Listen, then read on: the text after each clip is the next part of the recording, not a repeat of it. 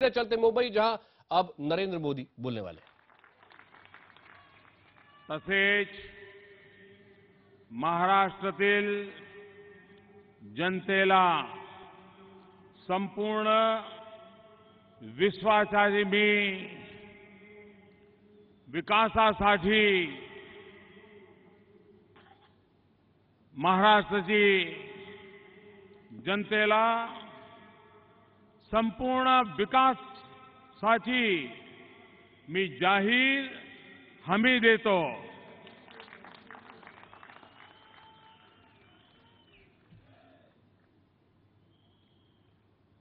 मैं आज बीड से मैंने चुनाव प्रचार का प्रारंभ किया। कल विजयादशमी का पर्व मनाया और आज विजय का संदेश लेकर के छत्रपति महाराज की इस पवित्र भूमि पर मुझे आने का सौभाग्य मिला है।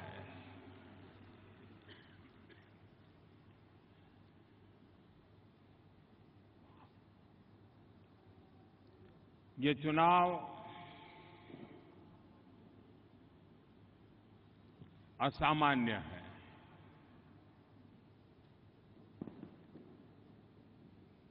ये मुंबई एक ऐसी नगरी है जिसने भारतीय जनता पार्टी को जन्म दिया था। इसी धरती पर भारतीय जनता पार्टी का जन्म हुआ था और देशवासियों ने इस दल को पाला पोसा और आज इस ऊंचाइयों पर पहुंचाया। लोकतंत्र के इतिहास में इतनी कम उम्र में कोई दल इतनी ऊंचाइयों को पार करे, ऐसी घटनाएं बहुत कम होती है। लेकिन जिस दल को मुंबई की धरती का आशीर्वाद मिल गया, जिस दल को छत्रपति शिवाजी महाराज के आशीर्वाद मिल गए, जिस दल को महात्मा फूले बाबा साहब आंबेडकर के आशीर्वाद मिल गए, वो दल जनप्रिय होना बहुत स्वाभाविक था। और आज भारतीय जनता पार्टी उन नई ऊंचाइयों को पार करती जा रही है।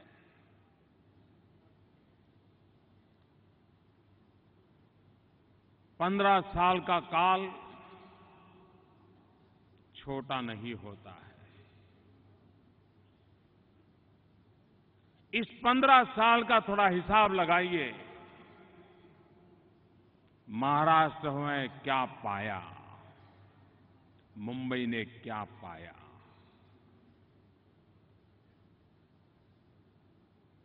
अगर एक बार 15 साल के इस कार्यकाल का हिसाब लगाएंगे, मैं विश्वास से कहता हूं, इस चुनाव में किसको वोट देना चाहिए, ये समझाने की जरूरत नहीं पड़ेगी।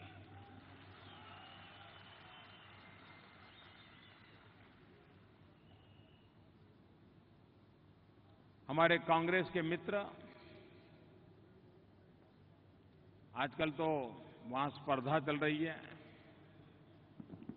कि कौन मोदी को ज्यादा गालियां दे, कौन मोदी की ज्यादा आलोचना करे। यहां पर वोट मांगने की स्पर्धा कम हो रही है, मोदी की आलोचना करने की स्पर्धा हो रही है। किसी को लगता है कि मोदी पर हमने एक आरोप लगाया तो दूसरा बोलता कि नहीं मैं 2 लगाऊंगा, तो तीसरा सोच रहा है मैं 3 लगाऊंगा। जो लोग ये काम कर रहे हैं वो 5 महीने के भीतर भीतर ही सारे अनुभव भूल गए ऐसा लगता है। जरा याद करें, फरवरी, मार्च, अप्रैल, मई, चिक चिक करके आप क्या कुछ कह रहे थे और देश की जनता ने आपको कैसा करारा जवाब दिया। लेकिन आप उसमें से भी कुछ सीखने को तैयार नहीं है। एक बार और सही,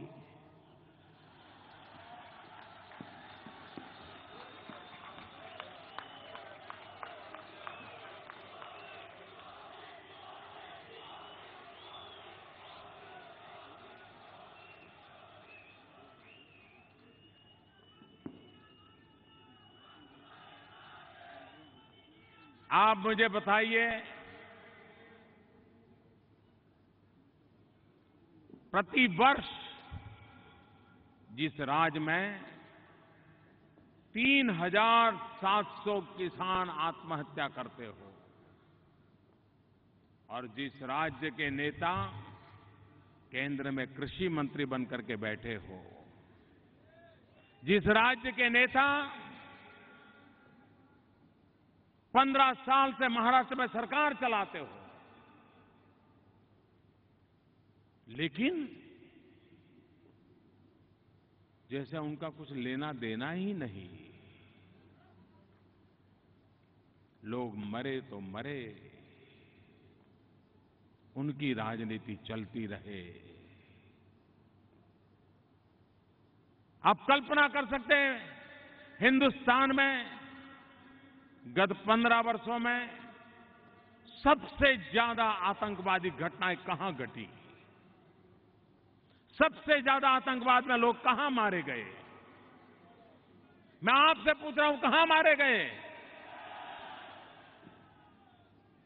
कितनों को सजा हुई। ज्यादा से ज्यादा कभी मुख्यमंत्री को बदलो, कभी उप मुख्यमंत्री को बदलो, यही कुर्सी का खेल चलता रहा, लेकिन जनता जनार्दन को न्याय नहीं मिला। आज उत्तर प्रदेश के बाद हिंदुस्तान में सर्वाधिक कौमी दंगे होते हैं तो वो महाराष्ट्र में होते हैं। कौन जिम्मेवार इसके लिए, कौन जिम्मेवार, कौन जिम्मेवार? क्या उससे मुक्ति पानी है कि नहीं पानी है? और इसलिए भाइयों बहनों, सरकारें आती हैं जाती हैं, दल जीतते हैं हारते हैं, सवाल दलों का नहीं है, सवाल महाराष्ट्र के कोटि कोटि जनों का है। उनके भाग्य का क्या? अगर ये 15 साल महाराष्ट्र के बर्बाद न हुए होते तो महाराष्ट्र की एक पूरी पीढ़ी, मुंबई के नौजवान आज रोजी रोटी के लिए उनको तरसना नहीं पड़ता। और भाइयों बहनों, महाराष्ट्र का नुकसान वो सिर्फ महाराष्ट्र का नुकसान नहीं होता है। मुंबई का नुकसान ये सिर्फ मुंबई का नुकसान नहीं होता है। मुंबई अगर महाराष्ट्र पीछे रह जाए तो पूरा हिंदुस्तान पीछे रह जाता है। और एक बार मुंबई महाराष्ट्र चल पड़े, हिंदुस्तान चल पड़ता है भाइयों।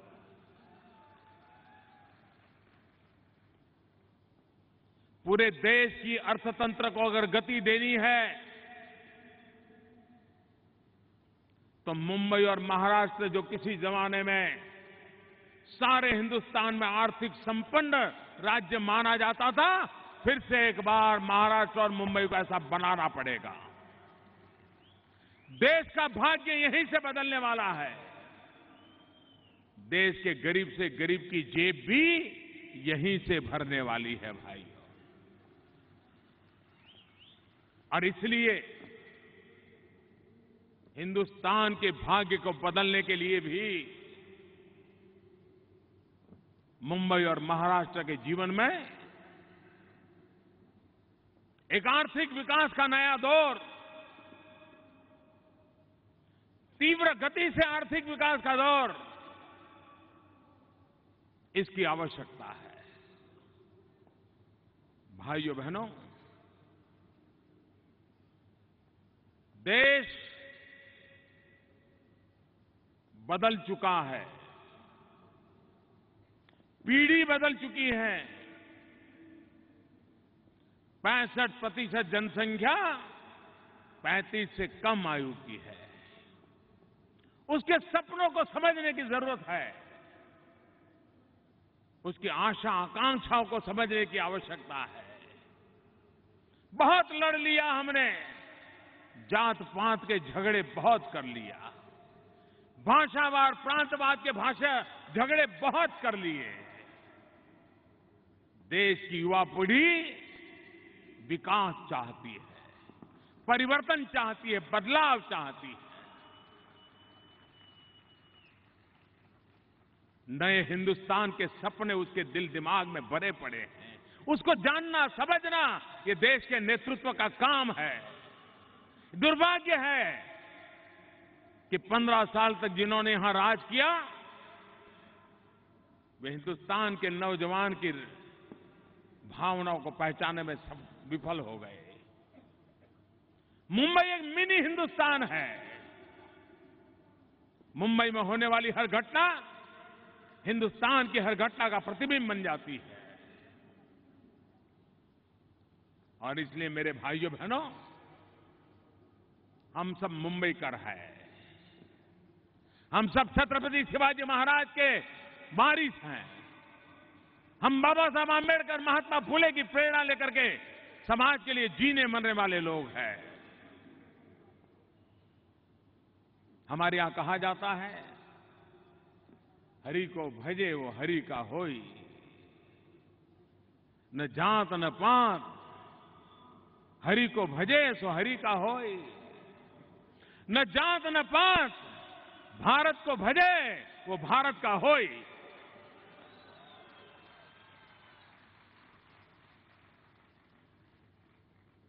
इस भावनाओं को लेकर के देश की एकता और अखंडितता को लेकर के आगे बढ़ने की आवश्यकता है। सबका साथ, सबका विकास, ये मंत्र अमेरिका में भी गूंजने लगा है। अमेरिका के नेताओं को भी बोलना आ गया है, सबका साथ, सबका विकास। हमारा भी मंत्र यही है, सबका साथ।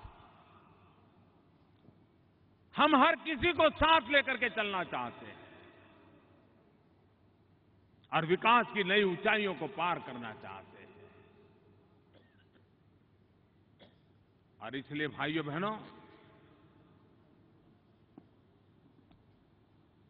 मुंबई की सविशेष जिम्मेवारी है। मुंबई तय करे महाराष्ट्र किसके हाथ में सुपुर्द करना है।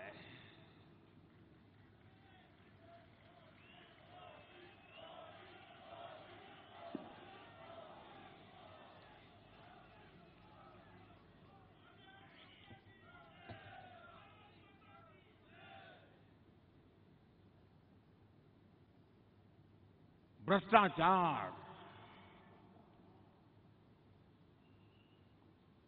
गुंडागिर्दी,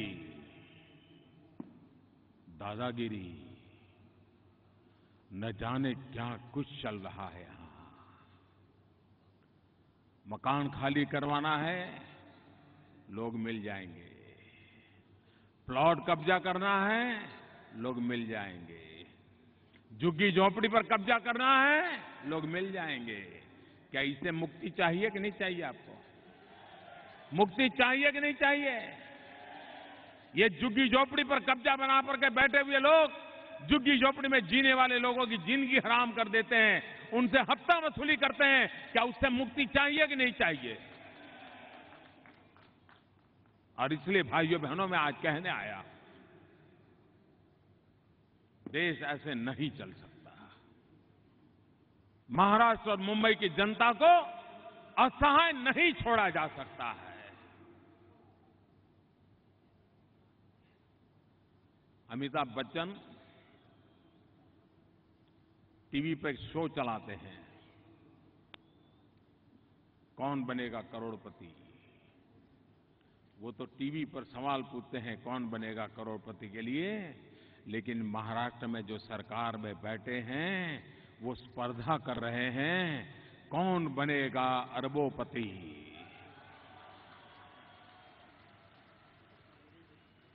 अरबपति बनने के और अरबों खरबों पे बात चली जा रही है। भाइयों बहनों, अगर इस बार आपने थोड़ी सी भी चूक की तो उनको ऐसा नशा चढ़ जाएगा, ऐसा नशा चढ़ जाएगा जो पूरे हिंदुस्तान को तबाह करके रखेगा। भाइयों,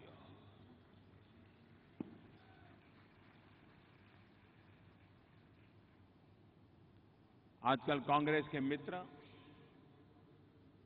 जो 60 साल से सरकार चला रहे थे देश में, पंचायत में भी उनकी सरकार, पालिकाओं में भी उनकी सरकार, महानगर पालिकाओं में भी उनकी सरकार, राज्यों में भी उनकी सरकार, केंद्र में भी उनकी सरकार, 60 साल तक एक चक्री राज किया इन्होंने, एक चक्री। और आज 60 दिन का मेरा हिसाब मांग रहे हैं। पहले 60 साल का हिसाब तो दो, मेरा 60 दिन का हिसाब मांग रहे हैं। मैं जरा देशवासियों से पूछना चाहता हूं, हमारा देश हजारों साल पुरातन है कि नहीं है? हजारों साल से हिंदुस्तान है या नहीं है?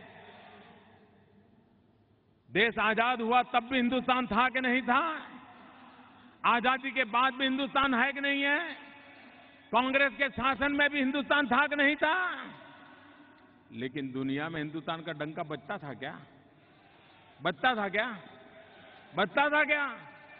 और आज अमेरिका में भी हिंदुस्तान का डंका बज रहा है कि नहीं बज रहा है?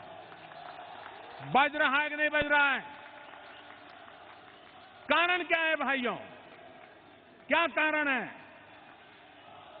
क्या कारण है जिसके कारण अमेरिका में हिंदुस्तान का डंका बज रहा है? क्या कारण है मुझे बताइए। मोदी नहीं है कारण। ये डंका मोदी के कारण नहीं बज रहा है। ये मोदी का जादू नहीं है, मोदी का करिश्मा नहीं है। ये डंका बज रहा है 125 करोड़ देशवासियों की ताकत के कारण।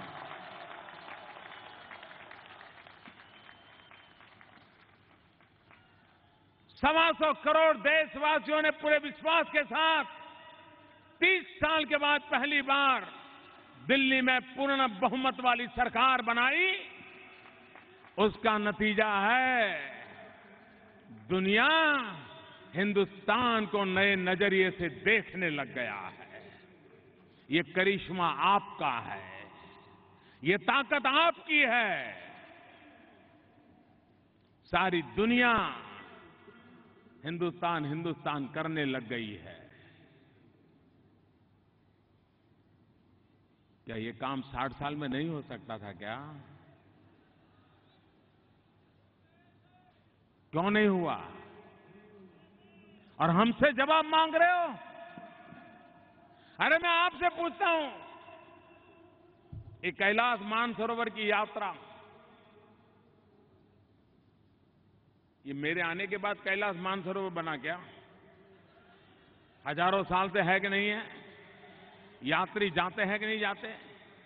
लेकिन बहुत ही कम संख्या में यात्री जा पाते हैं, और जो जाते हैं उसमें भी हर वर्ष कोई न कोई अकस्मात होता है। दो पांच लोगों को मरने की नौबत आ जाती है। काफी लोग मरे हैं इतने वर्षों में, क्योंकि वो रास्ता बहुत कठिन है। मैं स्वयं पैदल गया हूं वहां आज से 30 साल पहले। मैंने देखा है वो रास्ता। बड़ी आयु के व्यक्ति के लिए तो बस का रोग ही नहीं, वो जा ही नहीं सकता है। फिर बेचारा कहीं नेपाल से कहीं और ज्यादा खर्चा करके पहुंचता था। मैंने चीन के राष्ट्रपति को कहा, 125 करोड़ देशवासियों की आस्था है कैलाश मानसरोवर, हमें एक ऐसा रूट चाहिए ताकि बस में कार में बैठ करके भी कैलाश तक पहुंचा जा सके। और भाइयों बहनों, जो काम 60 साल में नहीं हुआ वो काम हो गया, हो गया। बूढ़े से बूढ़े मां बाप को भी हम अब बाय रोड कैलाश मानसरोवर तक ले जा सकते हैं। भाई, आप हमसे हिसाब मांग रहे हो? भाइयों बहनों, खास करके मेरा यहां झुग्गी झोपड़ी के भाइयों बहनों से कहना है, मैं जानता हूं आपके परिश्रम से मुंबई महक रहा है, आपके पसीने की सौगंध है कि मैं आपकी जिंदगी बदलना चाहता हूं।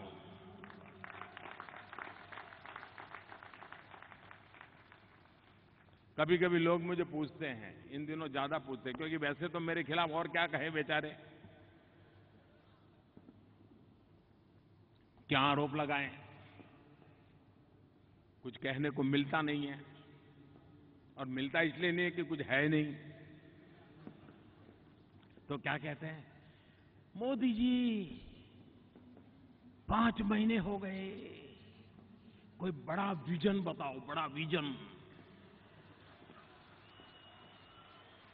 बड़ा विजन बताओ। 60 साल तक बड़ा विजन देख लिया, वो विजन बड़ों के लिए बहुत काम आया, देश के सामान्य व्यक्ति के लिए काम नहीं आया। मेरे भाइयों, मैं छोटा इंसान हूं, सामान्य परिवार से आता हूं, चाय बेचते बेचते यहां पहुंचा हूं। पहली बार कोई गरीब का बेटा इस जगह पे पहुंचा है। छोटा हूं, छोटी छोटी बातें ही मुझे आती है, बड़ी बड़ी बातें मुझे नहीं आती है। छोटा हूं, छोटे छोटे लोगों के लिए ही काम करने का संकल्प करके बैठा हूं। छोटा हूं, छोटे छोटे काम करूंगा, लेकिन छोटे छोटे लोगों के लिए करूंगा। और वो एक दिन आएगा जब छोटे लोगों के लिए बड़े काम भी करना शुरू कर दूंगा और मेरा हिंदुस्तान आगे बढ़ जाएगा। मेरा एक सपना है, खास करके मेरे मुंबई की झुग्गी झोपड़ी में रहने वाले भाइयों बहनों, मेरे शब्दों पे भरोसा करो। मेरा सपना है 2022 में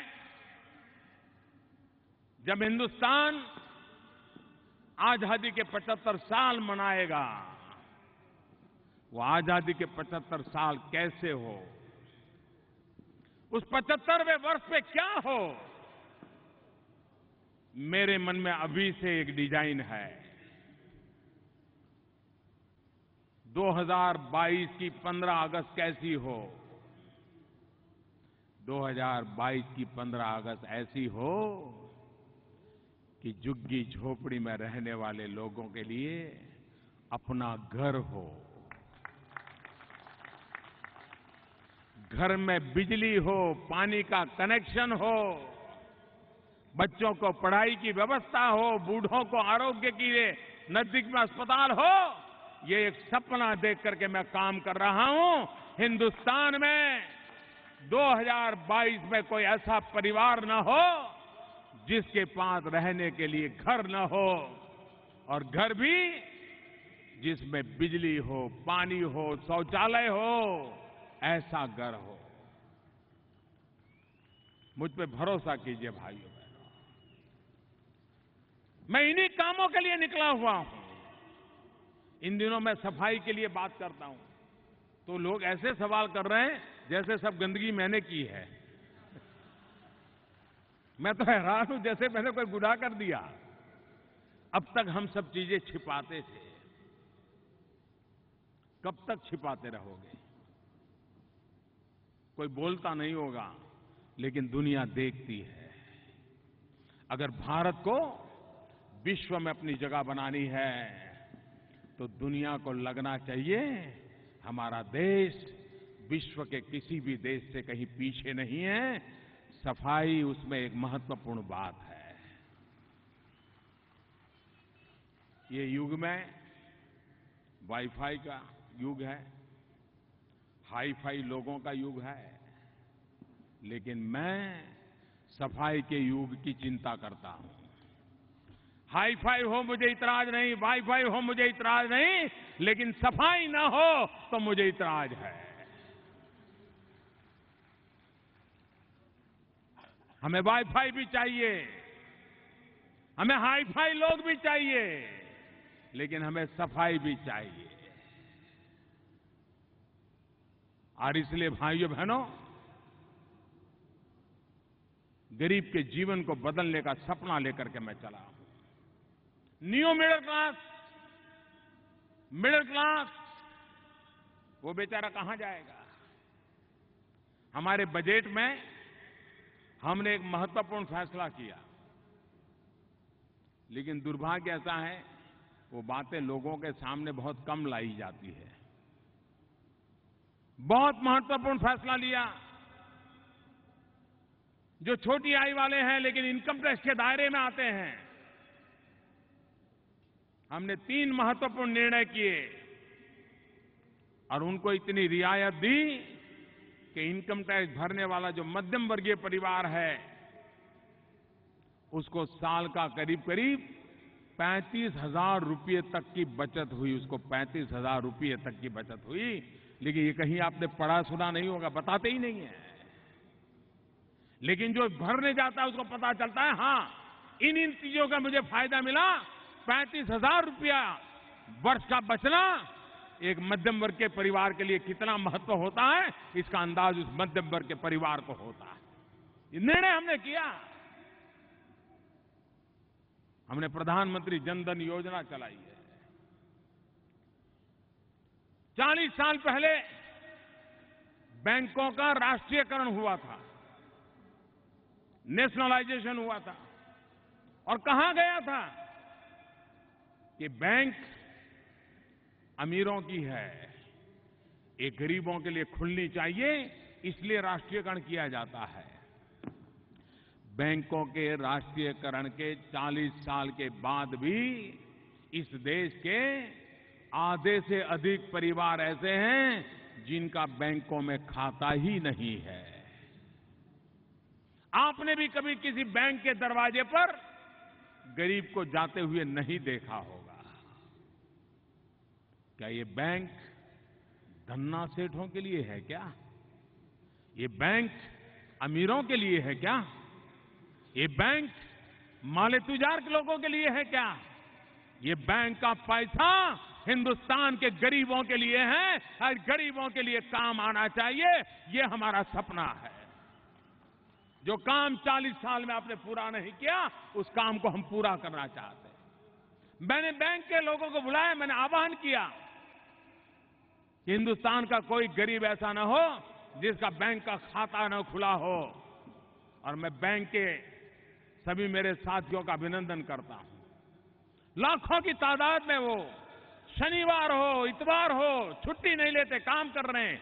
1 महीने में 5 करोड़ परिवारों के खाते खोल दिए उन्होंने भाई। और मैंने निर्णय किया था कि जीरो बैलेंस से भी खाता खोला जाएगा। एक भी रुपया डालेगा नहीं तो भी खाता खोला जाएगा। लेकिन गरीब ईमानदार होता है, गरीब नेकदिल होता है। हमने तो कहा था कि बिना पैसे खाता खोल देंगे, लेकिन गरीब को लगता था नहीं नहीं, ये देश का काम है, मुफ्त में नहीं करूंगा। और गरीबों ने जो खाते खुलवाए, 3,000 करोड़ रुपया रकम गरीबों ने जमा की है बैंकों में। ये गरीबी की ईमानदारी देखिए, ये मेरे देश की ताकत है और उसी ताकत को लेकर के मैं आगे बढ़ना चाहता हूं। और सरकार ने बैंक का खाता खुलवाने वाले हर गरीब परिवार को एक कार्ड दिया है, जिसको उसको आगे चल करके पैसे मिलेंगे। उसको साहूकार के पास ब्याज से पैसा लेना नहीं पड़ेगा। ब्याज के चक्कर में उसको आत्महत्या करने की नौबत नहीं आएगी। इतना ही नहीं, बैंक का खाता खोलने वाले गरीब परिवार के लोगों का सरकार ने 1 लाख रुपए का अकस्मात बीमा निकाला है। अगर उसके परिवार में कोई हादसा हो जाए तो उस परिवार को 1 लाख रुपया मिले, इसकी व्यवस्था कर दी है।